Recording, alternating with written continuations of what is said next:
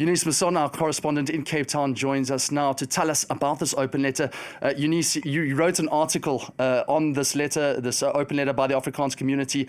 Just take us through exactly what the points were. Yes, so thank you for having me. And as you've mentioned, this group of prominent Afrikaners includes writers, academics, and business leaders. They publicly pushed back against what President Donald Trump claims of so-called white genocide in South Africa.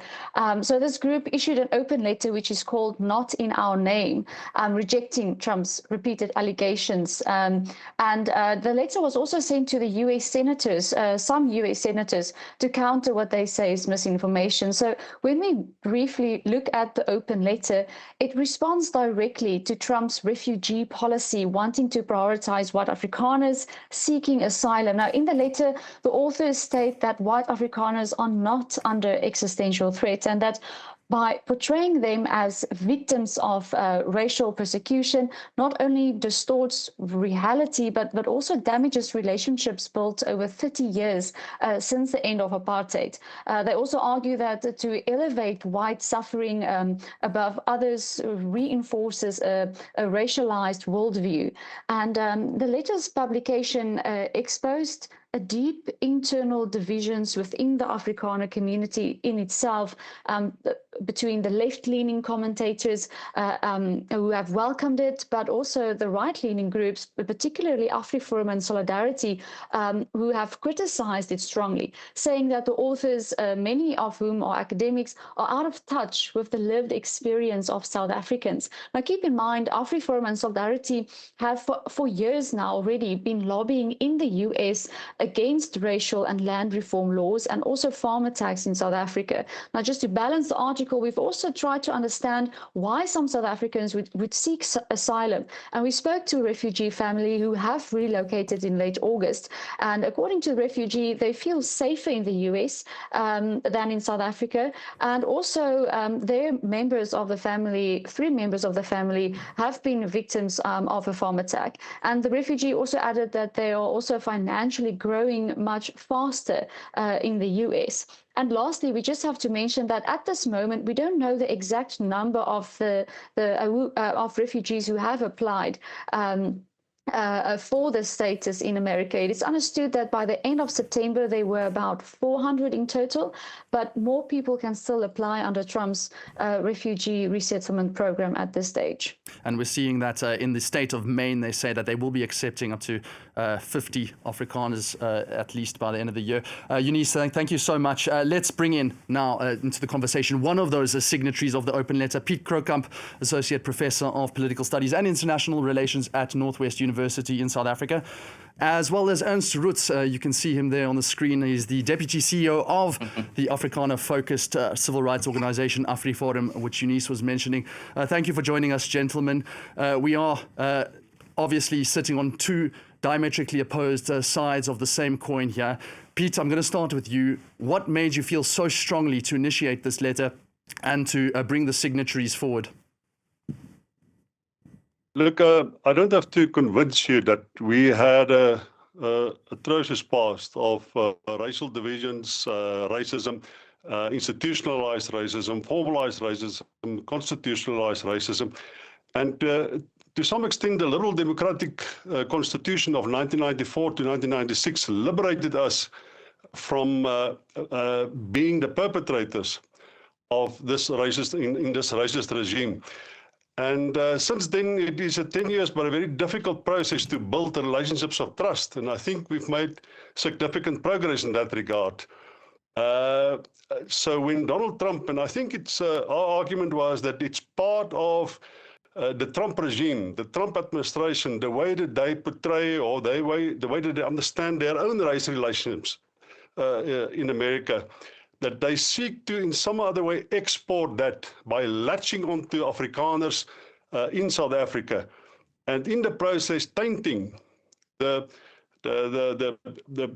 character of Afrikaners who wish to stay in South Africa, who have decent and qualified relationships with Black South Africans and see themselves as Africans primarily, see themselves as South Africans, and we thought that we can't afford that Our presence here in South Africa and in Africa are being used, or is being used, by the Trump regime to, in some other way, justify his own racial agenda in America, and leaves us as sort of a victim, as if he's prostituting Afrikaners to a certain degree for his own political ends. And we felt that there are enough. In fact, there are a large number of so-called right-wing voices in South Africa that has to be countered. We have to set the record straight that we don't all think like that, and that there is no evidence that that there's a racial genocide in South Africa, and that's the word that Trump has used,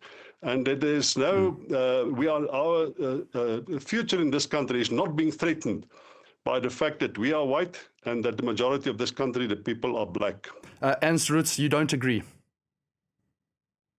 Yeah, well, thank you. Let me just do a quick clarification to start with. I know the producers who reached out to me are aware of this, but I'm not with AfriForum anymore. I used to be deputy CEO at AfriForum. I'm now head of a new think tank called Lex Libertas. So I just want to make that clarification that I don't speak on behalf of AfriForum. But what we see happening in South Africa, and with this particular case, is there are some real tangible issues, there are some real problems, and there are some real debates on how to define these problems. But unfortunately, the response by this list of predominantly academics is in a sense not that unique to South Africa.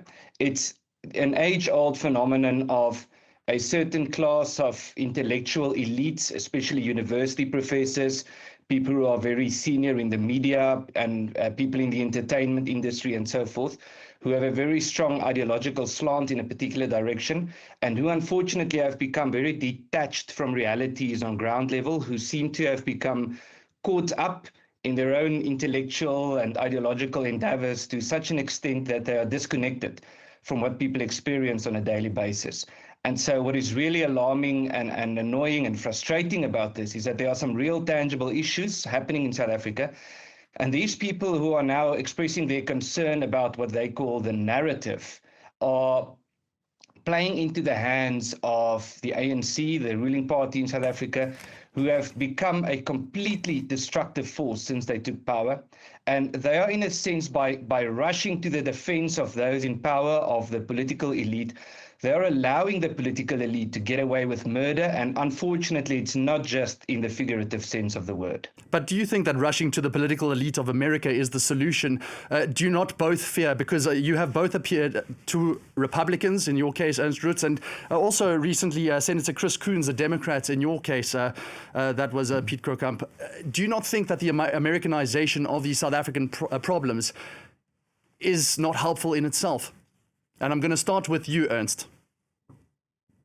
Well, one could make that point, but the fact of the matter is that countries are intertwined, economics are intertwined, South Africa and America are trading with each other, and there's this strange perception, and I know people like Professor Croucamp and his colleagues who have signed this letter seem to believe, and they seem to want people to believe, that the American government would not have taken a stance if they were not, as they say, fed with false information. As if the American government is so gullible and don't have access to their own communications and intelligence networks, where some NGO from some other country can just come and provide them with false information, and then they would make certain policy decisions based on that. Firstly, the information provided to the American government is not false. Secondly, the American government has their own capacity to do intelligence and to make their own decisions.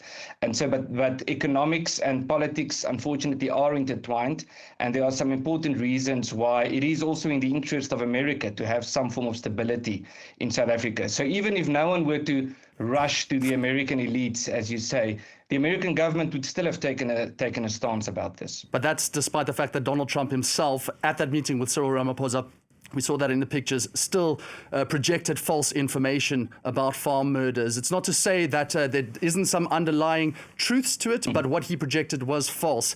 Let me just go back to no, that's a bit Piet disingenuous Croucamp. to put it like that. Piet, in terms of what Ernst is saying, what is your response? Who actually represents the Afrikaner society? Is it yourself as an academic, or is it Ernst Roets, an activist?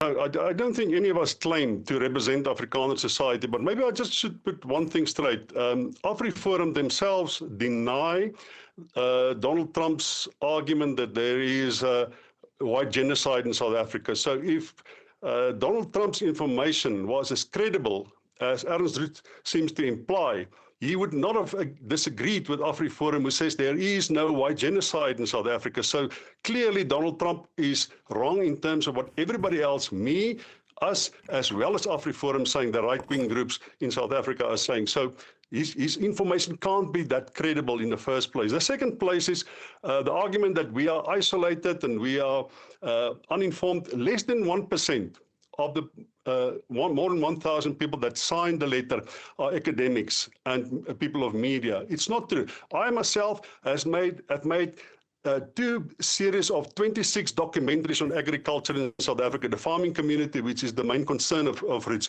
I have farmed myself for 14 years. Max de Pre, the other signatory, which originated the letter, he himself farmed for more than 10 years in South Africa. So we're not in some other way isolated from the realities of South Africa. And I have written extensively on crime in South Africa. I've done extensive research on violence in South Africa. We are well-informed people. We're not idiots. We're not left-wing. I think you initially said we are left-wing. There's no evidence that we are left-wing. In fact, we're pragmatists, we're constitutionalists, we're people who believe in a democracy. We're not left-wing in any way. We're not any ideology. So I think Ernst got his facts wrong, and he persists with that. By the way, Ernst has deep roots in Urania. Urania and his past are rooted in Urania. Urania is a white enclave which seeks for a self-proclamation of their identity in a very specific area, the Afrikaners and the whites. That is somebody with an agenda. So if I can return to the idea of Donald Trump, of course Trump doesn't know what's going on in South Africa because he gets his facts wrong. And even the people who disagree with us about this letter will agree with us that he is wrong on that fact that there is no genocide, white genocide in South Africa. It seems like it's only Roets. Maybe we should ask Ernst Roets, does he think that there is a white genocide in South Africa? And if he says yes, then he disagrees with everybody else in South Africa because there's nobody that will agree with him on that. Ernst, would you like to respond to that? Otherwise, I can just ask you, is it helpful that Donald Trump thinks that there's a genocide in South Africa, and why hasn't anyone actually gone to him and said that this isn't happening? Well, I can tell you I'm very convinced that I've done more than probably anyone else in South Africa to explain why it's not accurate to describe what is happening in South Africa as a genocide. I've even written a book on the topic of farm murders with a chapter dedicated to explaining why it's not genocide. But the issue here is that there are many things that have been said about South Africa. And yes, some things are accurate descriptions and some things aren't. But if a person raises a list of things about some serious concerns about the country, and one of the conclusions is debatable, one cannot make the conclusion that the entire bundle of concerns has to be addressed or rejected instead. So what we see here is that people like Piet Croucamp and his colleagues have this strange obsession with genocide, and they keep talking about how the American government are spreading lies about genocide and so forth, when the American government have said a lot of things. They have said that they are concerned about the race laws in South Africa. They have said that they are concerned about the farm murders. They are concerned about the threats to property rights. They are concerned about all these things, the persecution of minorities, for which there's tangible evidence. But all of these real, tangible, real issues for which there is an abundance of evidence is just brushed under the table. It's swept aside with merely a response saying that there is not a genocide in South Africa. But Ernst, don't you think, Ernst, if I may, Ernst, don't you think that language matters in that case? Well, absolutely language matters. I'm not sure why you would suggest that I don't think that language matters. Obviously, again, maybe you can help me understand why you think I would be under the impression that it doesn't matter. In terms of the US president calling it a genocide, don't you think then that other groups will see that as conflating issues, and then also it means that the actual truth gets lost in the narrative? Well, the American president, Donald Trump, has his way of communicating. And he is a person, it seems, who who prefers to communicate by hyperbole or hyperbole. And what I've experienced speaking with American journalists who have come to South Africa, one in particular have said to me, if the American president didn't say there was a genocide, I would not have taken interest in the issue in South Africa. I can see that maybe that's not the correct description of what is happening, but I can see now that there is a very serious crisis in South Africa. But my concern here is that, once again, this discussion is evidence of the same problem. The entire discussion is about whether there's a genocide or not, when there's broad agreement on that question. But why is this discussion not about the ongoing scourge of farm murders? Why is this discussion not about senior politicians, including the former president, chanting, kill the Boer, kill the farmer? Why is this discussion not about the highest court in South Africa saying that politicians can continue chanting about the extermination of minorities? Why is this discussion not about the fact that there's more than 140 race laws in South Africa? Why is this discussion not about the fact that the South African government is trying very hard to change the constitution to erode the property rights clause so that they can confiscate private property without compensation? All of these things are happening. Why is this discussion not about the land invasions happening in South Africa? All of these things are just swept under the table, and we have this intellectual or academic debate about the meaning of genocide. We can agree on what the outcome of that discussion is, but there are some real issues that we are not getting to. And so the question is, indeed, why should language be important? It is important because there are some real issues, and these issues should be responded to. But we're not responding to this. These academics who have signed this letter are not responding, and with all due respect, you are not responding to that. If I may just again interject, just in terms of the farm murders, the Institute of Security Studies said that there were 49 murders between 2023 and 2024 in farms. That constituted 0.2% of murders nationwide. Piet, why do you think that farm murders are taking such a strong element of this? And on the flip side, is there a sincere worry? Is there actually cause for what Ernst is saying? I mean, this can't all be wrong, can it? Look, I can tell you now that farm murders is a real problem in South Africa. In the same way that the fact that 3 children are being murdered every day is a real problem. 10 women are killed every day. 70 people are killed in South Africa every day. Violence is a real problem. There's extensive research was done, and I myself have done some research on farm murders in South Africa. Extensive research has shown it is part of the organized crime pattern in South Africa, that it's not politically motivated. It doesn't mean that 1 or 2 cases don't have a political background to it. It's not politically motivated. It's got the fact to do with the fact that people are isolated, that they are rural, that there is a perception and a real perception that white farmers are armed, because many of them are armed, and that they have guns and that they have money on the farms. We know the driving forces of farm murders in South Africa. We have a fair understanding. But if you are white and you think that because these farm murders are by and large committed by young black men, and you think it's them against us, and you identify yourself as a separate type of identity that needs to be protected and the privilege of protection, because you think of yourself as more civilized than everybody else, then of course you will think of yourself as a victim, and that you think that you are targeted in a very specific way. And I think that is the mistake that Ernst has made earlier. If he says, the President of the United States says these people, white farmers, are targeted very specifically with the idea of exterminating them as an identity, then that's exactly the perception that's going around. He can't now avoid the fact that he says the Americans knows everything, and when we pointed out that they're wrong, and he agrees that they are wrong, now suddenly say, we're just playing with words. All these things that he's taken about, we have a fair understanding of the problems of South Africa. We understand what the ANC is doing. We understand the destruction of property, of value, of assets in South Africa. We understand the opportunism. We understand the attack on the Constitution. We understand all these things. We're not naive about these things. All we're saying is the vast majority of the victims of bad governance, of unemployment, of bad policy decisions, of subjective and arbitrary decisions that was made by the ANC as a political party, Black South Africans has paid the price for that. White South Africans are 50% more wealthy than they've ever been before. White South Africans occupy 64% of all business chambers in South Africa. They occupy. White South Africans go to the 30% best schools in South Africa. I can go on and on and on. All the statistics points to the privilege of white South Africans.